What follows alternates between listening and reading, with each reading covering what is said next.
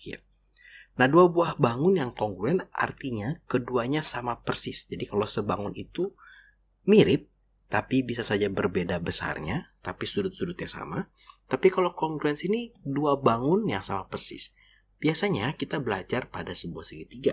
Ya, ada 3 buah cara untuk membuktikan dua buah segitiga adalah kongruen.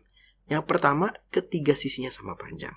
Jadi kalau kita bisa membuktikan kalau ketiga sisi dua buah segitiga itu sama panjang, kita bisa menyimpulkan kalau kedua segitiga itu adalah kongruen atau sama persis.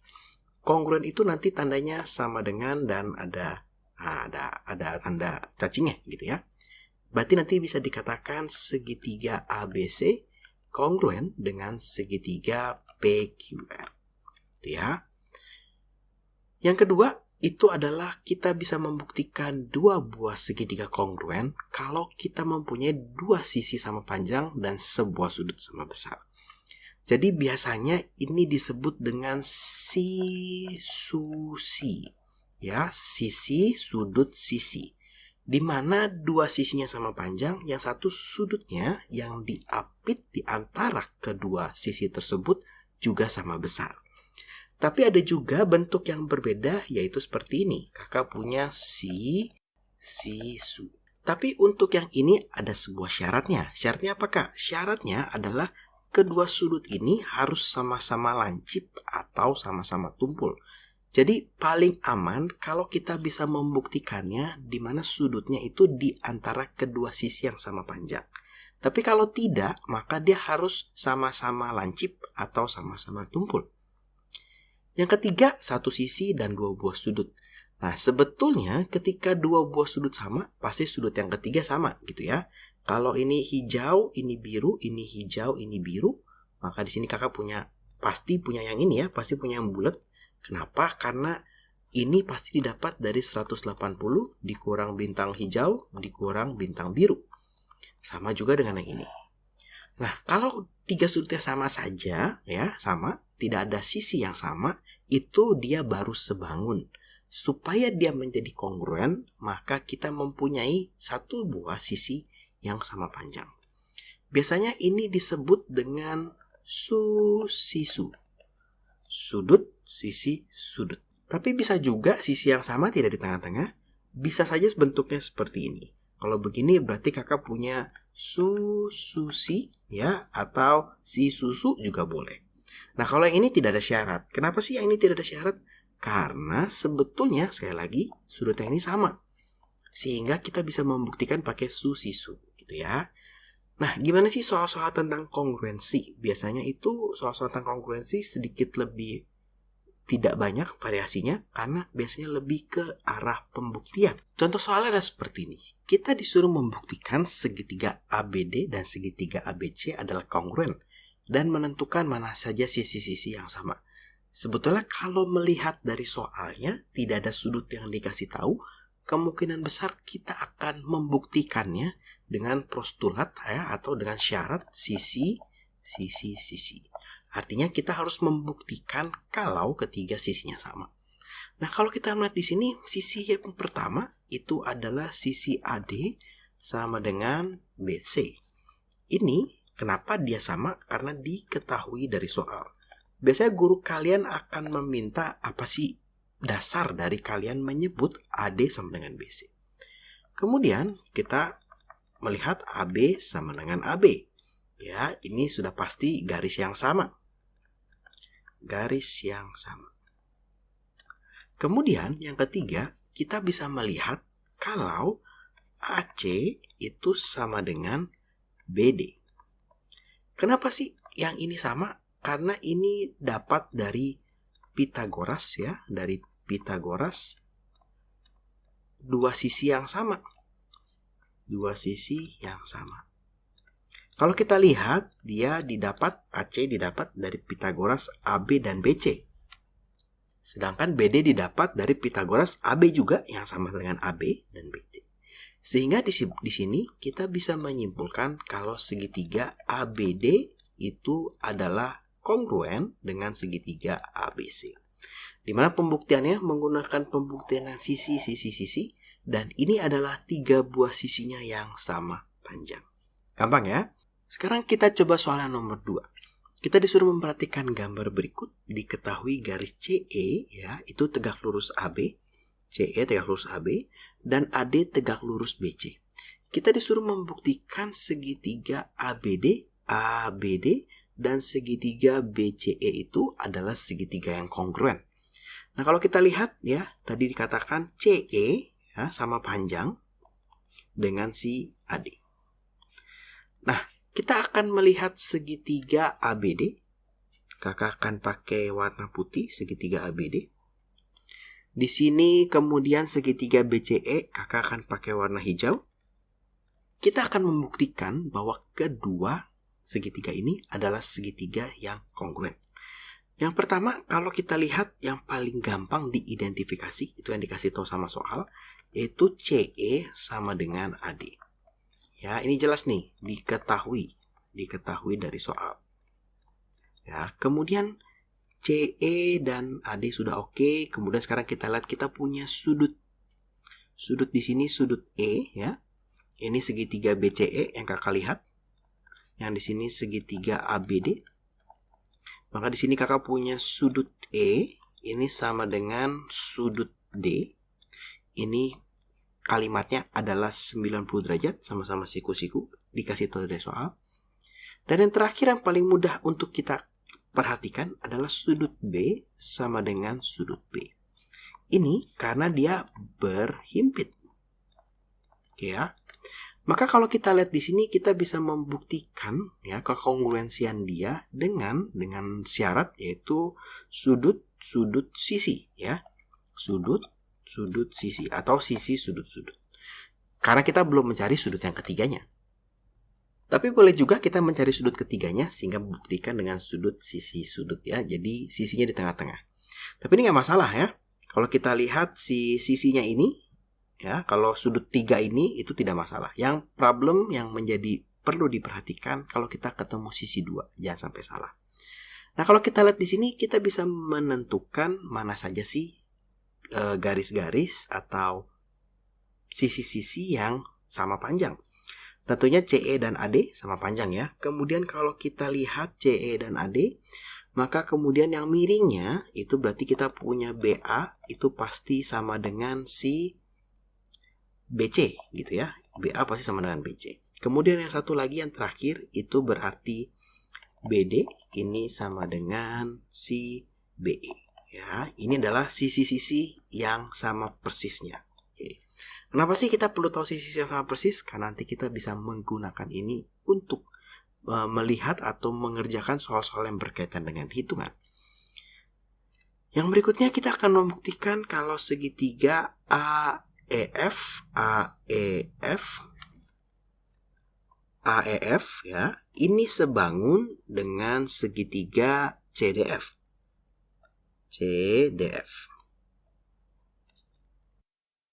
Yang paling mudah kita perhatikan di sini kakak punya sudut E ya, sudut E ini itu sama dengan sudut D, ini adalah 90 derajat. Kemudian ada sebuah sudut lagi yang bisa kita ketahui itu adalah sudut F sama dengan sudut F. Kenapa? Karena dia saling bertolak belakang. Nah, memang pengetahuan ini perlu kita cari tahu dulu nih ya. Kenapa sih dia bertolak belakang sama dan sebagainya? Itu bisa kita pelajari di kelas 7 sebetulnya. Bertolak belakang. Nah, kita punya satu buah sisi yang perlu kita buktikan. Kalau kita lihat di sini yang paling mudah memang adalah sisi AE. Ini AE itu sama dengan sisi DC. Wah, kok bisa kah AE sama dengan DC? Karena AE ini itu bisa didapat dari Pythagoras AC ya dan CE. Si DC ini bisa kita dapat dari Pythagoras AC dan AD. Ya. Nah, kenapa kalau dengan dua sisi yang berbeda ini kita bisa mengatakan mereka sama? Karena AC itu pasti sama, ya. Kemudian AD itu, nah ini di soal dikatakan CE itu sama panjang dengan AD, ya, sama CE itu sama panjang. Sehingga hasil Pythagorasnya itu akan menghasilkan angka yang sama. Maka di sini kita punya hasil Pitagoras. Hasil Pitagoras AC dengan CE atau dengan DC. Dengan AD. Ya, ini menghasilkan hal yang sama karena CE sama dengan AD. Nah, jadi di sini kita bisa membuktikan kalau segitiga AEF itu adalah kongruen dengan segitiga CDF itu dengan syarat sama nih, sudut sisi. Ya, cukup mudah sebetulnya, walaupun memang kita butuh banyak berlatih untuk bisa melihat segitiga ini. Nah, ini sekarang kita mencoba soal nomor 3, soal yang lebih sulit. Di sini dikatakan ABCD adalah persegi di mana BE membagi sudut ABD, ya sama besar nih, sama besar. Kita disuruh membuktikan bahwa BA sama dengan ditambah AE, BA ditambah AE itu sama dengan BD. Nah, kalau ketemu soal seperti ini cukup sering keluar ya di beberapa sekolah, soalnya sama persis. Maka yang perlu pertama kita lakukan adalah kita membuat sebuah garis yang tegak lurus dengan BD. Anggap saja F. Karena dia persegi, maka ini pasti siku-siku. Maka untuk menyelesaikan soal ini, kakak harus bisa membuktikan kalau BF itu adalah sama dengan si AB. Ya, harus bisa buktikan itu. Dan juga kakak harus bisa membuktikan kalau AE itu sama dengan DF. Ya. Sehingga kalau dijumlahkan nih AB, atau kakak terus begini deh. Kakak harus bisa membuktikan kalau DF itu sama dengan si AE. Ya. Sehingga kalau dijumlahkan nih BF tambah FD itu kan BD ya. Sedangkan ini adalah AB ditambah AE. Jadi kakak harus bisa membuktikan itu. Caranya gimana? Kakak harus bisa membuktikan kalau segitiga ABE itu adalah kongruen dengan segitiga BFE. Sebetulnya dari bentuknya memang terlihat kongruen, tapi kita butuh membuktikannya. Di sini kakak punya sudut B sama dengan sudut B. Tentu beda ya, sudut B-nya itu adalah ABE dan ini adalah sudut FBE gitu ya. Kenapa? Karena ada garis bagi di sana. Ada garis bagi. Jadi ini adalah garis bagi. BE adalah garis bagi yang membagi kedua sudut ini sama besar. Kemudian yang gampang lagi itu adalah sudut A sama dengan sudut F. Kenapa? Karena 90 derajat. A sudah pasti 90 derajat karena dia persegi. F kita memang sengaja membuat dia 90 derajat. Kemudian tentu BE sama dengan BE. Kenapa dia sama? Karena dia segaris. Maka kita bisa membuktikan, maka kedua segitiga ini, segitiga ABE, itu adalah kongruen dengan segitiga BFE. Ya, dengan postulat sudut-sudut sisi. Nah, di sini kita bisa melihat kalau ini pasti BE-nya sama ya. Kemudian si AB, kalau kita lihat nih panjangnya pasti sama dengan BF, ya. Maka ini pasti sama dengan ini. Dari sini maka bisa disimpulkan kalau si BF itu sama dengan AB. Ya. Sekarang bagaimana membuktikan kalau si EF itu sama dengan DF? Karena segitiga ini kongruen, kita sudah dapat kalau AE itu sama dengan EF. Untuk membuktikan kalau DF itu sama dengan AE, kakak akan meminjam segitiga ini. Kenapa? Karena kalau kita lihat dia adalah sebuah persegi dengan diagonal, maka sudut ini 45 derajat. Ini siku-siku, ini 45 derajat. Ya, maka kita melihat segitiga EFD ini adalah siku-siku yang 45 derajat ya. Sehingga bisa disimpulkan kalau EF itu sama dengan DF. Artinya ini sama dengan DF juga. Nah, maka kita bisa membuktikan kalau BA ditambah AE itu sama dengan BD. Ya, kenapa? Karena BA-nya itu atau AB-nya itu sama dengan BF dan AE-nya itu sama dengan DF. Ya, sehingga ini adalah ketika dijumlahkan adalah BD sama dengan BD. Maka terbuktilah pernyataan ini. Sekarang kita mencoba nomor 4 yang ada sedikit angkanya. Di sini dikatakan RS sama dengan PR. RS sama dengan PR, ya, sama dengan ini. Dikatakan panjangnya adalah 21 cm. Kemudian luas segitiga PQR ini adalah 294 cm persegi. Kita ditanya berapa sih panjang QT gitu ya. Nah, kalau kita lihat di sini bangunannya, dua segitiga ini terlihat seperti sama persis. Tapi sekali lagi kita harus bisa membuktikan kalau keduanya itu sama persis. Yang pertama, kita melihat sudut R sama dengan sudut R. Tentu ini jelas ya, karena dia bertolak belakang, pasti besarnya sama. Bertolak belakang. Kemudian kita punya sudut S sama dengan sudut P. Ini adalah 90 derajat. Kemudian kita punya sisi RS. Ya, RS sama dengan sisi PR. Ini diketahui di soal.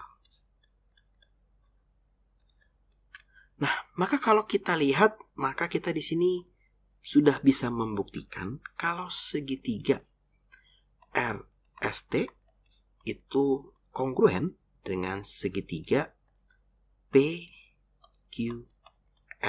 Ya. Dan kalau kita lihat, ini sudah sama. Ya, ini yang pendek ini pasti sama nih. Nah, ini pasti sama. Kemudian ini pasti sama dengan ini. Maka di sini kita bisa simpulkan kalau TR sama dengan QR. Nah, enaknya kongruen itu ketika kita lihat dia sudah sama, maka kita bisa menyimpulkan sisinya sama tuh yang mana ya. Lebih mudah terlihat. Yang pendek pasti sama dengan yang pendek, yang panjang pasti sama dengan yang panjang. Kalau agak sulit, kalau tidak diketahui, maka kita kembali ke konsep kesebangunan, kita melihat perbandingan sudutnya, baru kita bisa menentukan mana yang sama persis.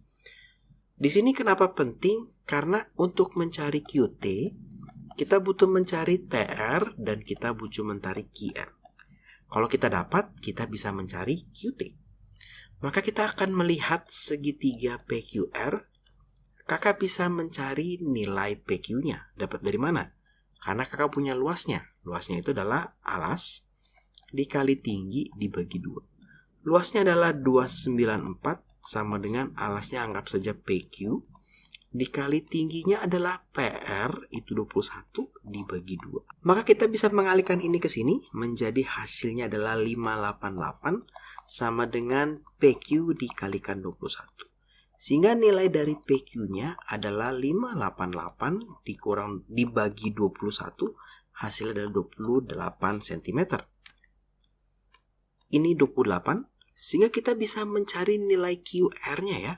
Maka nilai dari QR-nya itu adalah akar dari PR kuadrat ditambah PQ kuadrat ya, karena dia merupakan Pitagoras.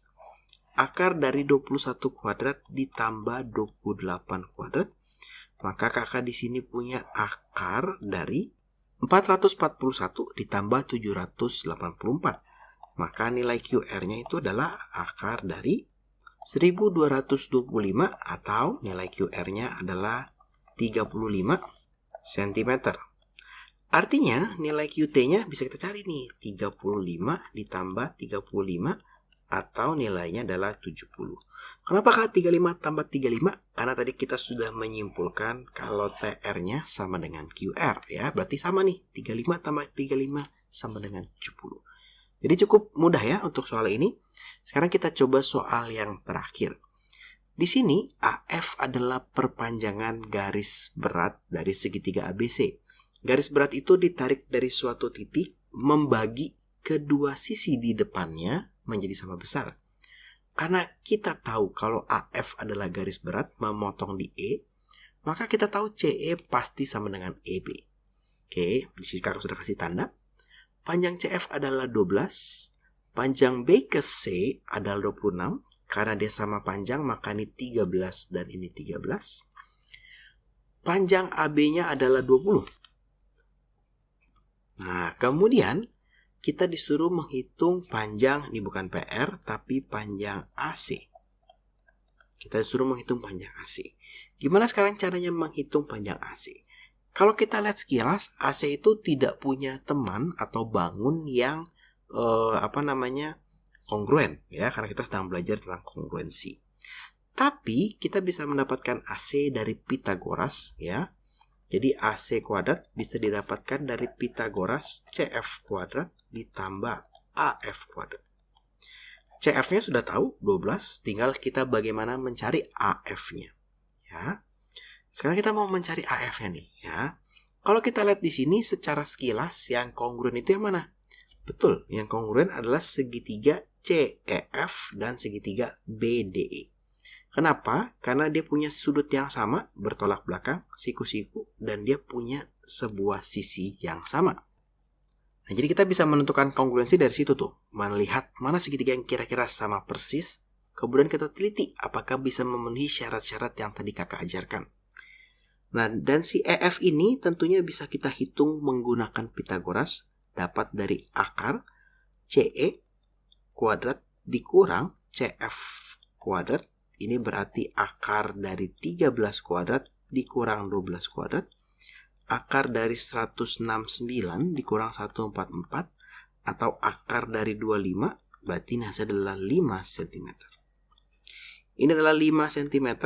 Karena ini 5 dan kita mengetahui, ya, kakak tidak buktikan lagi, kalau BDE dan CEF itu kongruen, maka ini juga 5 cm. Ya, dan ini juga 12 cm. Nah, apa sih yang kurang? Yang kurang sekarang ini nih, si AD. AD-nya berapa gitu ya? AD bisa kita cari juga dengan Pythagoras. Di mana AD kuadrat itu adalah akar dari AB kuadrat, ya, dikurang BD kuadrat. Maka di sini kakak punya akar 20 kuadrat AB, ini karena sini siku-siku ya. Dikurang BD-nya itu 12 kuadrat, maka di sini adalah akar dari 400 dikurang 144. Kakak punya akar 256, ya, atau hasilnya adalah 16, ya. 16 ternyata panjang AD-nya adalah 16. Sehingga kita punya nih panjang AF, berarti kan AD ditambah DE ditambah EF ya. Atau nilai panjangnya itu adalah 16 tambah 5 tambah 5 berarti 26 cm ya. 16 tambah 5 tambah 5.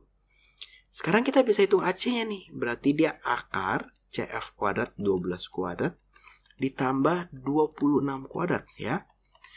12 kuadrat itu adalah akar dari 144 ditambah 26 kuadrat itu adalah 676.